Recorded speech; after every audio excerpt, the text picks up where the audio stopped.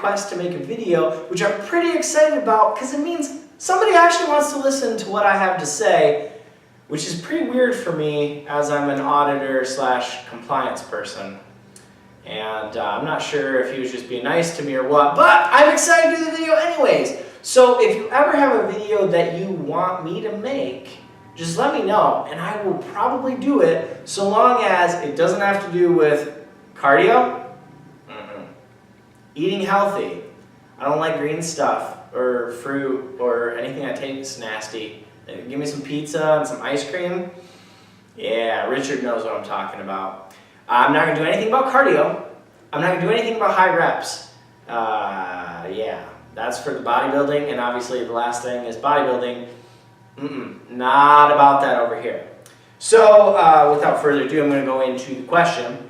I got this in from Dave Goyce of Camerica Muscle. Now if you're not watching Dave, why aren't you watching Dave? You should be watching Dave because he puts out some awesome stuff that makes me want to puke.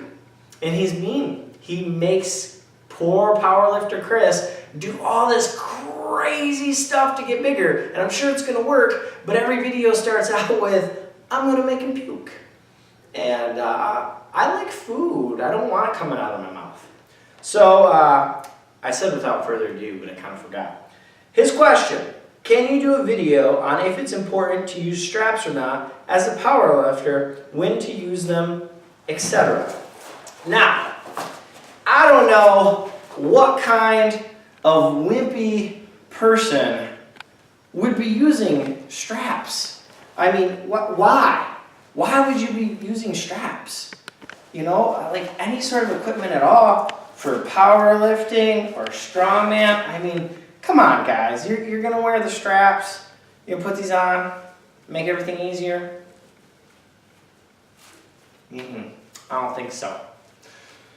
So, actually, getting serious, as you can tell, this is all my supportive equipment. And I use a lot of supportive equipment, and I do not actually compete in powerlifting. I do compete in strongman as an amateur, a very bad one at that. But straps are awesome. And I'm not going to just focus on strap because I'm going to go into all supportive equipment and when you should use it for any sort of strength sport. So not in particular bodybuilding.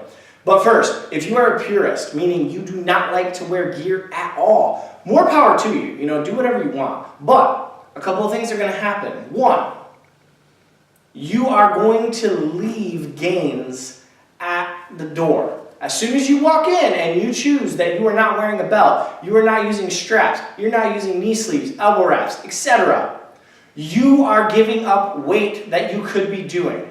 That is going to make you weaker because you're not lifting as much. It's going to make you smaller because you're not lifting as much. So if you want to go in there and get as big as possible or as strong as possible, you're going to have to know when to use the equipment because the more weight you use, the bigger and stronger you're going to get. That's just how it goes.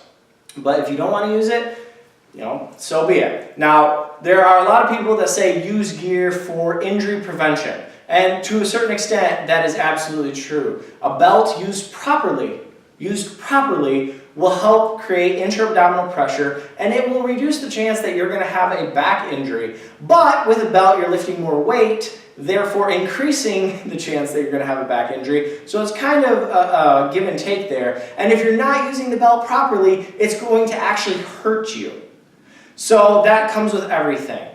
Now, getting into when should I use straps? Well, as Brian Shaw said, and if Brian Shaw says it, then you know it works. Use straps on your deadlifts and all your resistance exercises unless your grip is weak. However, you're going to deadlift as long as you can without using straps. Now, going into me personally, what I like to do is deadlifts without straps. Why? In powerlifting, which I do intend to compete in, you are not allowed to use straps. Therefore, I'm not going to train with straps because it will become a crutch, and I don't want my straps to get in the way of actually being able to hold the bar. As a strongman competitor, I train most of the time without straps so I can build the grip on the deadlift and practice with it, and I only use straps when it gets close to contest. because strongman does allow straps in a deadlift. Now, going into other supportive equipment. Now, straps just help you do more reps, so you're going to use it when your hands give out, when you need to put some more reps in, when you're doing assistance exercises and your grip's done, you did too many deadlifts, too many farmers, etc. But when you use everything else, well, first thing is it a supportive piece of equipment for an injury, such as a neoprene? I got those on my shins. Is it gonna just compress and keep it warm? If so, wear it whenever you feel like you need it. So if you've got tendonitis in the elbow, put on that neoprene right away, get it warmed up, get it feeling good, get it compressed so that you can do your workout. Is it something that's going to help you lift more, like the triple ply elbow sleeves, the strong knee sleeves? These are made to help you lift more. They are not just there to warm and compress. These are performance enhancing. A belt. Well, there's two different schools of thought here. Now, the first one is only lift it when it's heavy. And I do practice that quite often. So what is heavy? Well, when you get worried about, are you going to hit all your reps, or am I going to get injured? Some people say 80%. I like to use the top set. If I'm doing like 5-3-1 or something like that, the top set, I'm always going to use most of the gear. And there's a certain level where I put on a belt, not necessarily putting on knee sleeves. But whenever it gets heavy, it's important to use supportive equipment.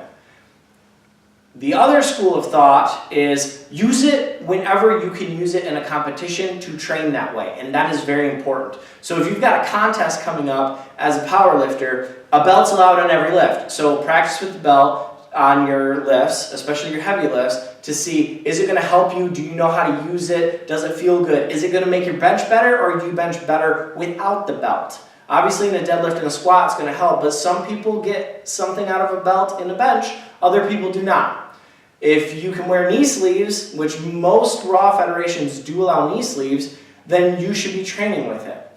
And you should be using it in a competition. And the reason for that is, if you go to compete in powerlifting or strongman, you are going there to compete against other people and do the best you can. If they allow equipment, other people will use the equipment. If you don't use the equipment, you are giving up an advantage.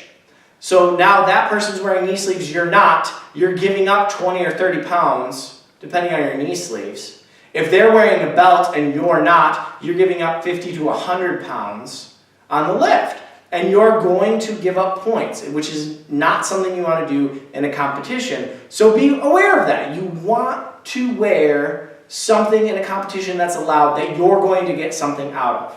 Now in training, when do we want to put this on to practice? Well, in powerlifting, you're not going to be able to wear the elbow sleeves. Okay? They're not allowed in raw, and they're not allowed in equipped. So you probably don't want to train with these unless you're having an injury or you want to overload the movement. When are you going to use something like a slingshot that helps you? Well, when you want to overload the bench, when you want to practice the groove, when you want to increase your tricep strength, your lockout strength. It's an accessory movement, not a primary movement, unless you have an injury. This will help with the shoulder injury. So for people coming back from surgery, good tool for it. So same thing with the straps.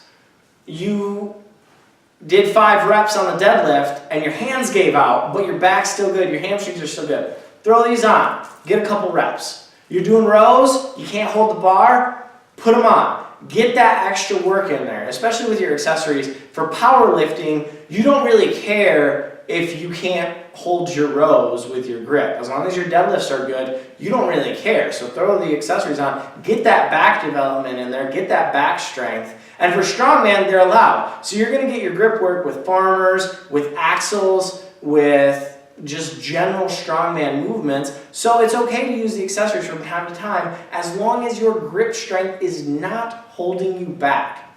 And that is pretty much it for when you use equipment. And oh my goodness, my hands are falling asleep and I have no blood. Time to get out.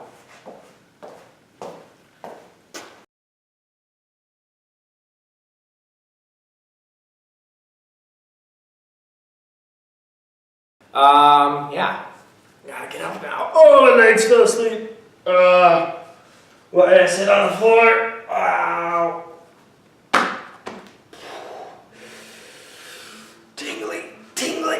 Oh, I'm old and broken. All right, go with something heavy.